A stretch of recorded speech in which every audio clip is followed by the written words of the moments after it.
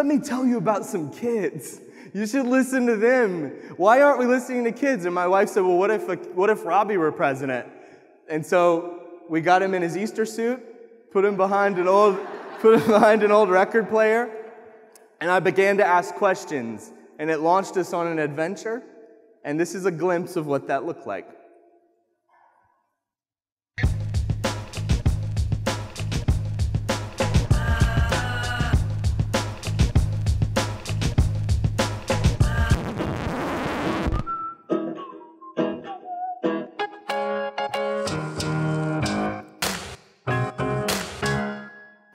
We're changing the world, y'all! I don't know it all, but I know a few things.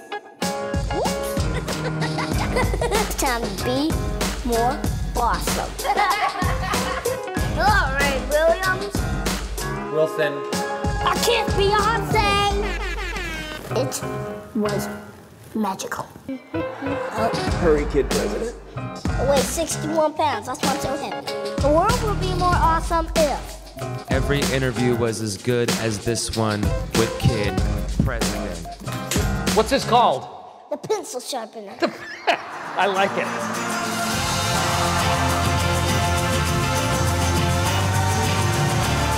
Treat everybody like it's a birthday. This is nice, people. You got air coming through your nose. You got heart people. That means it's time to do something. Science. You hear? You take up space, you matter. Am I getting everybody? Am I getting everybody? What do you think, Big Columbus? Fantastic. Let's change the future. Create something that will make the world awesome. Yeah. Very cool. So this little family project has led us on a wild adventure. What started as something that just a few of our friends were watching turned into where lots of our new friends were watching. And we even found that one of the first people, a good friend of ours who's a great teacher, she told me, I showed a Kid President video in my class. And I immediately thought, oh, why would you do that? I thought you were a good teacher. Like, I have nothing educational to make or share. And she was like, no, it sparked a lot of good discussion. And then I began more and more to work with teachers to find how could we create things that would be great starters? How could we create things that would help a classroom? And we found our way in lots of classrooms, in lots of places. And while I'm making things that are for kids and people who used to be kids, it's hitting a group of people that I never quite dreamed. And I think a lot of it comes from something that a man who's one of my heroes, Mr. Fred Rogers, said. Yeah. So I actually just came this week. I got to be at the Fred Rogers Center. I got to speak there, and I wouldn't say I spoke there. I just cried a lot. Like, it was beautiful, and they were telling the story about how Mr. Rogers was asked to write something for a group of ophthalmologists, okay? And they wanted to be better, and they work with children because it's scary. And so Mr. Rogers was busy, and they said, okay, we'll have someone write something up, and then you spruce it up. So this assistant came, and she started to work on, what children developmentally needed to know about doctors coming and how this could help doctors be better as they work bedside with these children. And Mr. Rogers read it, and it was all the statistics and numbers, and then he scratched all of it out, and he wrote this.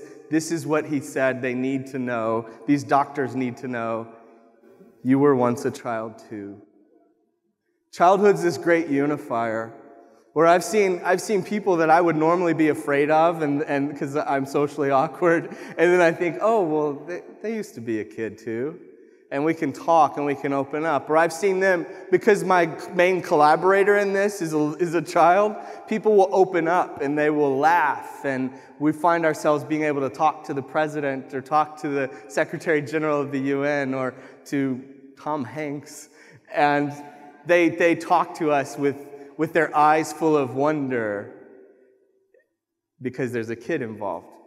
And so to create something that inspires people to remember what it's like to be a kid is sort of, well, it's why I do this. I want us all, if everybody could remember what it is like to be a kid. And you get that. You're already in there with them. You're in there and you see them and you remember what your childhood was like.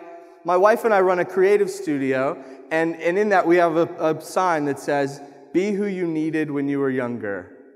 And that's our marching orders. We dream about that. Yeah. So for me, there were those people when I was younger who looked at me and said, "I know you see that you're pale and awkward, but I see more." And so that's what we've tried to do. And right now, there's nearly 3 billion people in the world under the age of 20. And some people would see that number and go, "Oh no, there's more of them. There's more children we need to lock up. We need to hide." But you're weirdos, like Kid President said, and you see that number and you see hope and possibility. You see dreams. You see a future that's bright, that's full, because you see the world with wonder, with wisdom, and with whimsy. You believe that this number matters.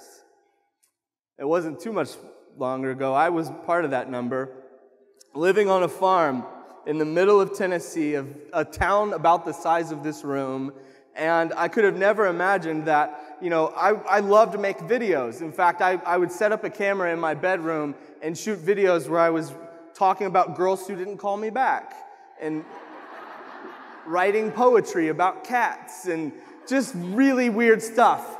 And thank goodness YouTube did not exist yet. I had this thing where I had to make things and film things, and what am I going to do with this weirdness that I have?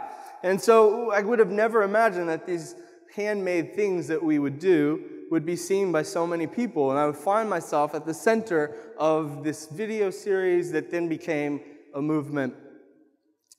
We were almost done, and I said, I want to make a video I can be proud of, that I can show my kids, and created a video called a pep talk. And this was one that we put out into the world.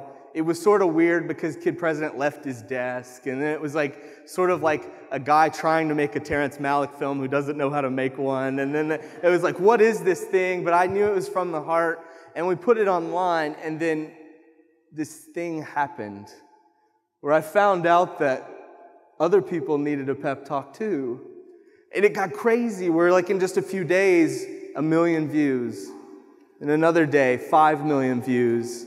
In another day, we're on the Today Show, and then CNN, and people are calling, and there's all these signals coming in saying, "Hey, could he be in this energy drink commercial? Hey, you guys should do this. Hey, I wrote this part for Kid President in a horror movie. He plays the devil." All these things. And I just shrunk down. No, this was not the plan. We must quit. We're stopping. But we had a family meeting. The family comes together, and they see that I'm broken. I'm scared. I'm not answering my phone, and I'm ready to quit. And the question is asked, what story do we want to tell? Why did we start this? Because we were having fun. Why did you keep doing it? Because it was helping people. Is it continuing to help people? Not me. Well, it could. And so we charted a course that would require us to say no to many things, but yes to the right things. And it's led to us being able to impact children in a positive way and impact other people. And along the way, I've learned a lot. But one of the biggest things is that in our world right now, especially right now, you see this, lots of things are contagious. Fear, anger, hate, viruses. But joy, hope, love, these are the best kind of contagious. And it is so, yeah.